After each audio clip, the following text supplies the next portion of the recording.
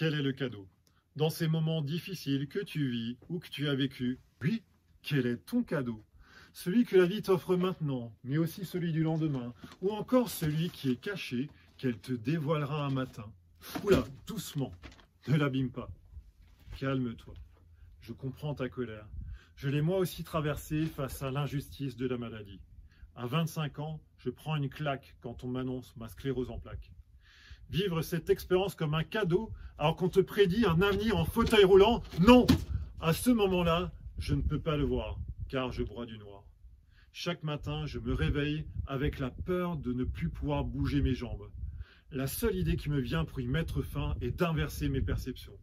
Plutôt que d'être dans la peur, pourquoi ne pas en profiter? En courant, par exemple. Cette idée est totalement folle. Je fais 120 kilos et je ne pratique plus aucun sport. Même ma famille en rigole en m'offrant cette BD, les très très bonnes raisons de ne jamais faire de sport. Et surtout, je déteste courir.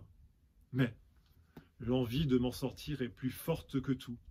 Alors je commence à courir avec un groupe d'amis. Chaque semaine, je suis à l'arrière à la peine. Je crache mes poumons et m'arrête toutes les minutes. Mais ils me motivent, me soutiennent.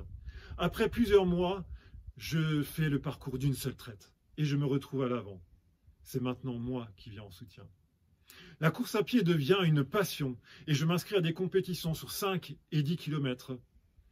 Et vient ce jour qui restera gravé dans ma mémoire, le 10 juin 2012, où je remporte ma première médaille. Plus incroyable encore, je suis contacté pour devenir guide en course à pied d'une athlète aveugle. Courir rime désormais avec partager. Je l'accompagne à des stages organisés par la Fédération handisport et j'y rencontre des jeunes sportifs hémiplégiques, paraplégiques, sourds ou encore aveugles. Et là, je prends une baffe. Avec la joie et l'envie de vivre qu'il dégage, il me donne la plus belle leçon de ma vie. Le handicap est une force. Et là, je le vois. Cette aventure extraordinaire est mon premier cadeau. Elle m'offre les 2 clés essentielles de ma rémission, transformer mes peurs et être dans l'acceptation de ma maladie. Aujourd'hui, je rêve de t'inspirer toi aussi à aller chercher ton cadeau. J'ai à cœur de travailler le diamant brut de mon message à l'école de conférenciers de Michel Poulard pour t'en offrir le joyau. Tu as toujours le choix, celui de t'enfermer dans ta tour d'ivoire ou de monter à son sommet pour changer tes perceptions et t'ouvrir aux merveilles de la vie.